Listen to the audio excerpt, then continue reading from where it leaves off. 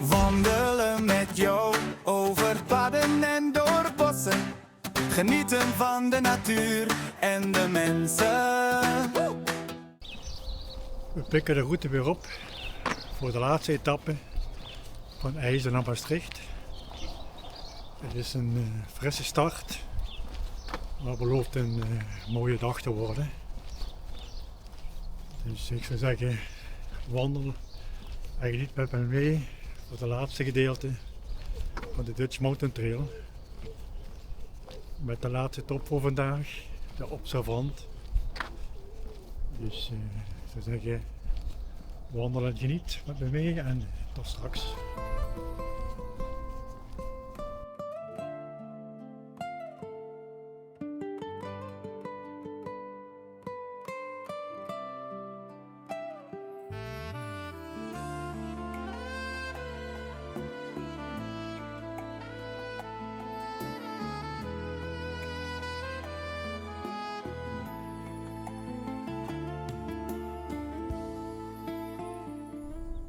Zoals jullie naast me kunnen zien is het veertje deze taxistoring uit de vaart.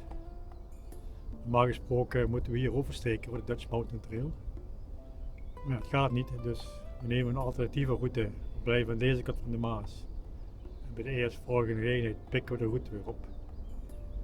En dan maken we er gewoon het beste van. Ik zou zeggen, tot straks.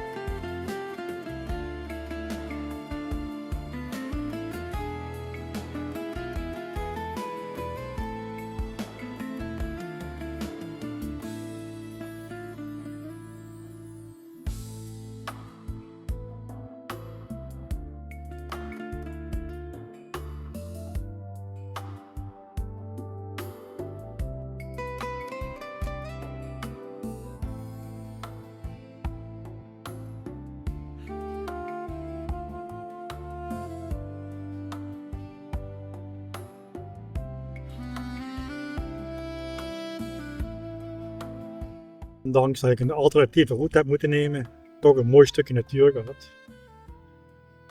Tijd nog voor een staking. Tot nu toe, ik heb, ondanks dat ik van de route ben afgeweken, dat het veer buiten dienst was, toch genoten van dit mooie stukje natuur. Kijken wat het verder brengt. Tot straks.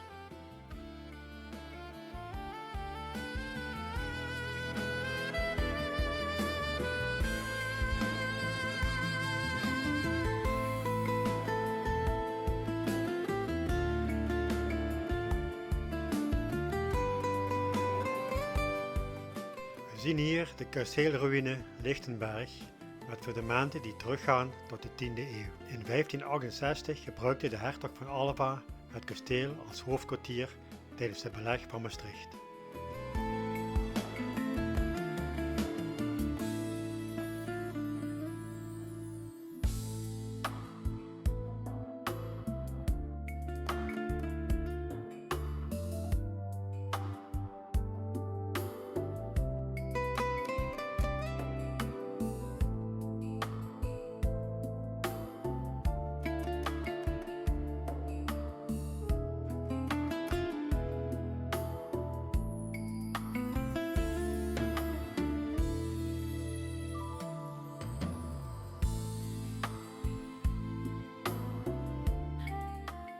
Monument ter ere van de Old Hickory Division die hier in 1944 de Maas overstak en Maastricht bevrijdde.